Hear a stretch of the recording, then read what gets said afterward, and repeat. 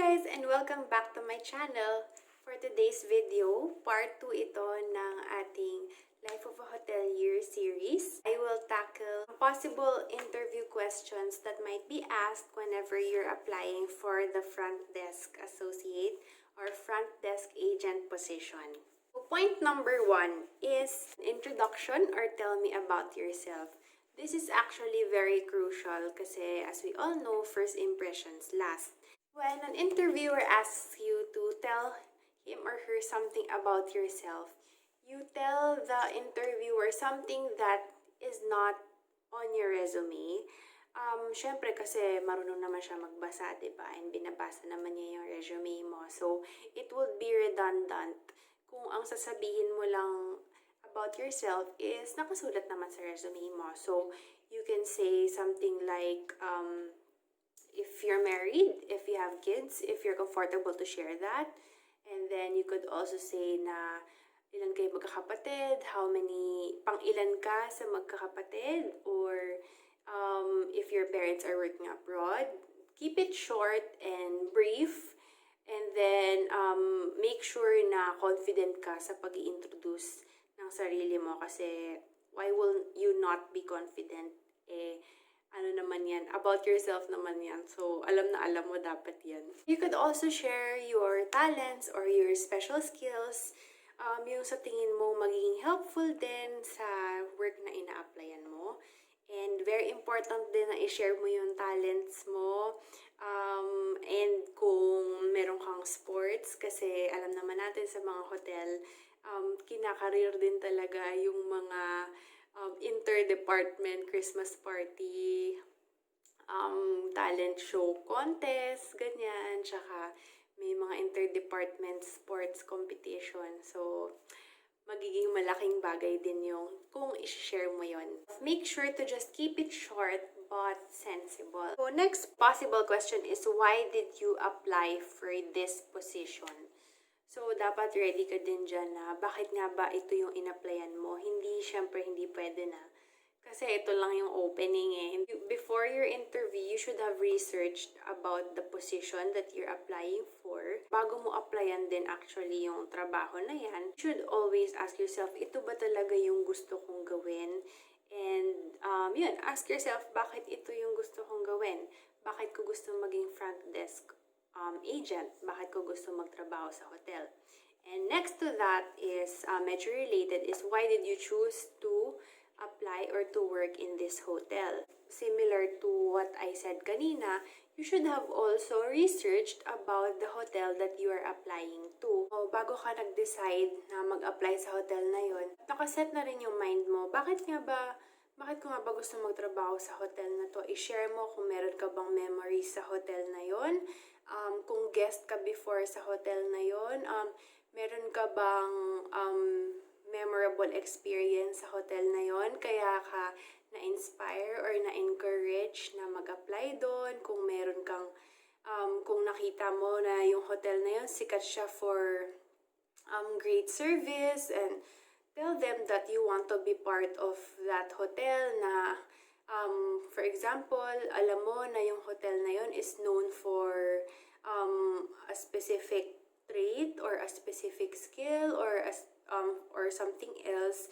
So, pwedeng i-share mo that you want to be identified with the hotel kasi you share the same principle, something like that. You could also share yung mga na-research mo, like kung ilang number of rooms siya, what type of hotel it is, kung anong category, what type of guests, or kung anong market nila, popular events na nangyari sa hotel na yon. Another common question na binibigay sa interview would be about your previous work. If hindi naman kayo fresh grad and then you've already had or have work experiences. So definitely tatanungin kayo, bakit kayo nag-resign or bakit kayo umalis dun sa previous job nyo. You should be as honest as possible about this aspect. Of course, if kunyari kasi may nakagalit ka or may nakaaway ka, hindi mo na feel yung management, of course, don't say that. Don't say negative things.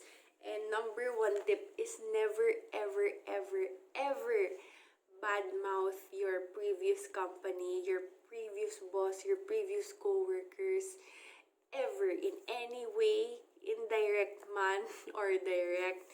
Don't ever badmouth them kasi instead of sila yung masisira yung image. Actually, ikaw yung masisira yung image mo dun sa interviewer because once you badmouth your previous company or anyone else, sa'yo magre-reflect yun na, ay, itong taong to, nagbabadmouth siya ng iba. So, if ever we hire this person and then that this person resigns or leaves us, i-badmouth din niya tayo.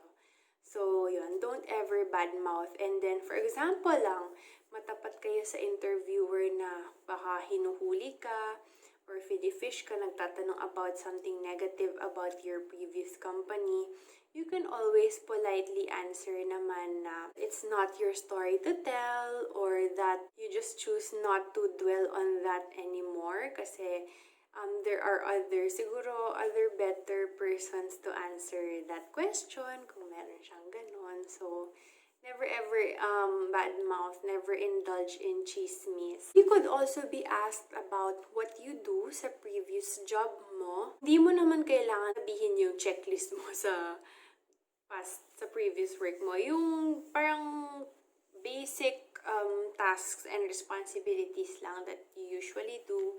For example, kapag kunyari, you're applying for a front desk position and then you were a reservations agent. Before, you could say that I take calls, I handle calls, I make room reservations.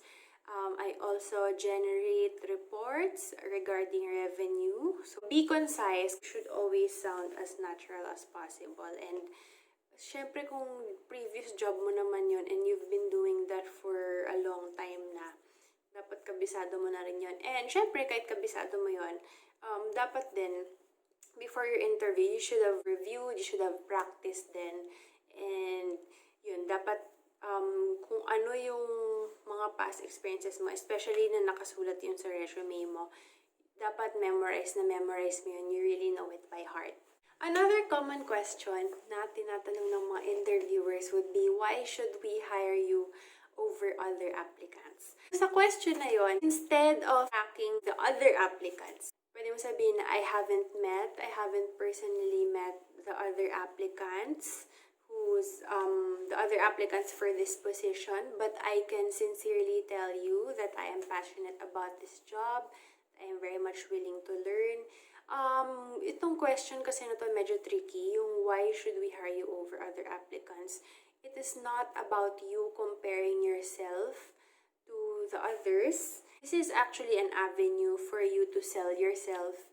This is an avenue for you to share what your strengths are and what you are willing to do for the company. I'm not sure if this is a common question, but I really love this question nung tinanong to sa akin in one of my interviews. If we were to call your previous boss, what would that boss tell us about you? Parang ang sarap din malaman, no? Ano nga kaya? I-process mo, ano nga kaya yung tingin sa akin ng previous boss ko, ng previous colleagues ko, how I work, how I relate with them. So, maganda din na malaman mo yun and mapaisip ka about that. Sometimes especially pag front desk ka, it's part of the interview na bibigyan ka ng mga scenarios on how you will handle specific scenarios, how you will handle specific guests. Pero don't worry, of course, hindi naman yun yung mga technical na hindi naman yun yung mga questions na technical na kailangan alam mo na talaga yung mga standards ng hotel na yun.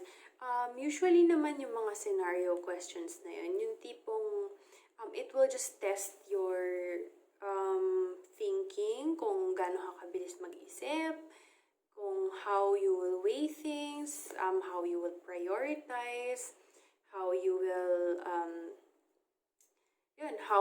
gauge the situation, how you will handle it. So, ayun, huwag kayong kabahan sa mga scenario questions. And of course, kapag hindi nyo talaga alam, wala naman talaga kayong idea, you can always be honest. So, later, sasabihin ko sa inyo yung mga magandang lines na sabihin if ever you don't know the answer. What do you think are the character traits or the skills that are essential for the job that you're applying for? So, related sa kanina na kung nag-research talaga kayo about the position that you're applying for, of course, you should know kung ano nga ba talaga yung kailangan mo for you to be able to be efficient and effective in that position. Pag nasa iyo na yung position na yon, 'di ba? So pag front desk ka or pag hotelier ka per se, kailangan you have to be patient, you have to be flexible, you have to be confident, you have to be willing to talk to other people, to socialize with other people, with your guests. You have to be friendly. Maraming character traits that you have to possess sa pagiging front desk agent. But ikaw, pumili ka lang at least 3 and i-master mo sa sarili mo, i-memorize mo na bakit yung 3 character traits na yun yung napili nyo. So, alam ko naman na meron kayong kanya-kanyang specialty and may kanya-kanya kayong characteristics na feeling nyo talaga yun yung pinaka-importante for that job. Last part of this video would be yung personality natin. How should we present ourselves? How should we carry ourselves? How should we deliver our answers? So, of course, number 1 is be confident. But at the same time, you should also be humble.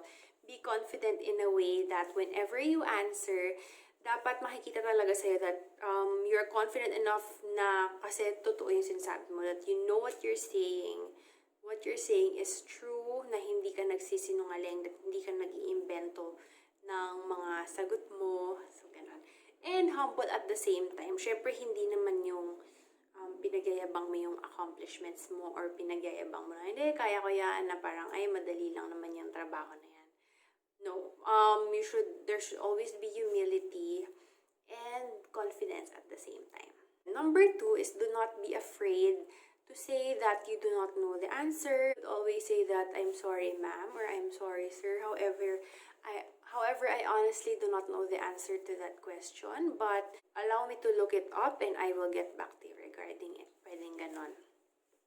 Pwede rin namang, kunyari binigyan ka ng scenario question and then hindi mo talaga alam yung answer kasi hindi mo pa naman talaga din kasi na-experience or napagdaanan. So you could say that, unfortunately, ma'am, I haven't had the chance to experience that kind of situation. So I honestly do not know the answer to your question. Pwede naman yun. And then just always reassure the interviewer that you will do your best para malaman yung sagot sa tanong na yun. And then that you will get back to her or to him para masagot mo yun, diba? As in, kasi make the interviewer feel na, na willing kang to learn, na willing kang mag-strive para masagot mo yung tanong niya. Every time your interviewer will ask something, or sometimes kasi yung interviewer din nag-share siya ng past experiences din niya or ng facts about the hotel. So, whenever an interviewer tells you something, so you can just nod in acknowledgement. Hindi yung nakatitig ka lang sa kanya ganyan. Or nakayuko ka lang ganyan. Hindi. So, always look your interviewer in the eyes. Lagi, if ever nahihiya kayo tumingin directly sa mata, you can look at the nose or the forehead or yung gitna. Pero baka maduling kasi kayo pag dito. So, forehead or nose, okay lang, tignan yan. Yun, always look the interviewer in the eye and then acknowledge. Pwede kang mag-nod or you can smile. You can say yung mga non-verbal, no? Like yung ganyan pag-nod. Siyempre, kailangan discreet pa rin. Hindi naman yung ganyan palagi. Parang kang yung dog na nilalagay sa car. Wag naman ganun. So, just acknowledge yan. Last but not the least, of course, enjoy, be yourself, and be professional at the same time. Of course, ayaw naman ng interviewer mag-hire ng someone na parang robot, very stiff, di ba? don't be afraid to be yourself. Don't be afraid to smile. Don't be afraid to don't be afraid. Don't be afraid to move. Syempre dapat professional ka pa din, pero hindi naman kailangan sobrang stiff, 'di ba?